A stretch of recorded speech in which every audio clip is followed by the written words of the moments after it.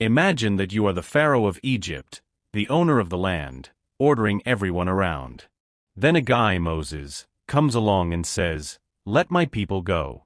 You look at him and think, who is this to give me orders? Well, God's response to this audacity was a sequence of 10 plagues that transformed Egypt into a true hell on earth. Water turned to blood, frogs jumping everywhere, disgusting animals, diseases, firestorms, locusts eating even the souls of the people. And all this because Pharaoh simply did not know when to give in. With each new plague, he promised to free the Hebrews, but he always went back on his word. In the end, he learned the hard way that you can't mess with God's patience. And it's about this festival of chaos and stubbornness that we're going to talk about now. Part 1, Pharaoh's Ego and the Beginning of Confusion. It all begins with Moses and Aaron arriving at Pharaoh with a simple request: let the people go. The Pharaoh, of course, laughs and responds something like "not really." And then the Egyptian apocalypse show begins. First plague, water into blood. God decides to start by taking it easy, but not really. Moses stretches his staff over the Nile River, and out of nowhere, the water turns into a thick, red broth. Imagine waking up in the morning, going to brush your teeth, and, surprise! Everything looks like spoiled beet juice. The fish die, the smell becomes unbearable, and the Egyptians have to dig holes to find clean water. But Pharaoh? He remains stubborn. Second plague, frogs, lots of frogs. If Pharaoh thought the blood juice was bad, he wasn't ready for this. Suddenly, all of Egypt is transformed into a pool of frogs. They're jumping everywhere, in your food, on your beds, in your bath. Open a drawer? Frog. Lift your pillow? Frog.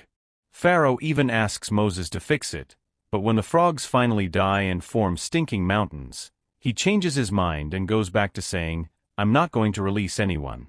Third plague, lice on everyone's head.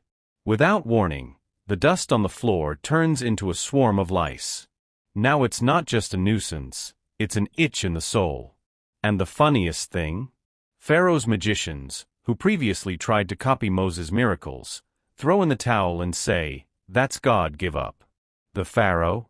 Still stubborn. Fourth plague, cursed flies. If the lice were already unbearable, now comes the plague of flies. Millions of them. And they are not fruit flies, they are the disgusting ones that land on food, in the eyes, in the mouth. Egypt becomes a nightmare. But there is one detail. In the region where the Hebrews live, in Goshen, there is not a single fly. In other words, God is making it very clear who he wants to reach. Even so, Pharaoh even tries to negotiate, but in the end he says something like "you know nothing, innocent man," and continues to hold the Hebrews. Little does he know that the next plagues will make these first ones look like child's play. Part 2, Egypt in a state of calamity. Pharaoh, who should have learned his lesson by now, continues to say, "I won't release anyone." God, patiently impatient, decides to increase the intensity of the plagues. If before it was just discomfort, now Egypt will feel real pain. Fifth plague, plague in animals. Suddenly, all the Egyptians' horses, cows, camels, sheep and donkeys begin to fall hard to the ground. The Hebrew cattle? Perfectly healthy. Pharaoh sends his spies to check, and yes, only the Egyptians are getting screwed. Any doubt that you have a divine finger in this? But Pharaoh? Stay firm in your stubbornness. Sixth plague, ulcers and sores. Now things start to get personal. Moses takes a handful of ash and throws it into the air. And out of nowhere, every Egyptian begins to break out in ulcers and sores. People scratching, screaming, writhing. Pharaoh's magicians, who previously tried to act smart by imitating Moses, are now unable to stand up due to the pain. But Pharaoh? He doesn't even flinch. Seventh plague, rain of stone and fire. God decides to give a warning. "Moses, tell the people to protect themselves, because now things are going to get serious." Some Egyptians, who are already getting smart, run for cover. But the stubborn ones are surprised by an absurd storm. giant ice cubes falling from the sky, mixed with fire. Crops are destroyed, houses collapse, Egypt becomes a battlefield. This time, Pharaoh wavers. He calls Moses and says, "Okay, I messed up, you can go." Moses prays, the storm stops, and Pharaoh backs down again. At this point, even the Egyptians must have been wondering, what is this guy thinking? But don't worry, because the worst is yet to come.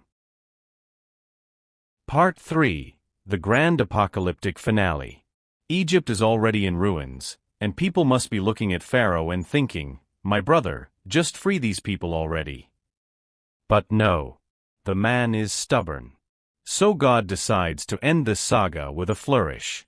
8th plague, locusts, the winged nightmare. If there were any crops left after the hailstorm, they will now say goodbye. Moses raises his staff and a hot wind blows from the east. The next day, billions of locusts cover the sky and the ground. They eat everything. Absolutely everything.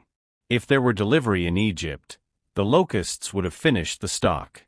Pharaoh panics and calls Moses, "Okay, sorry, make that locust go away and I'll let you go."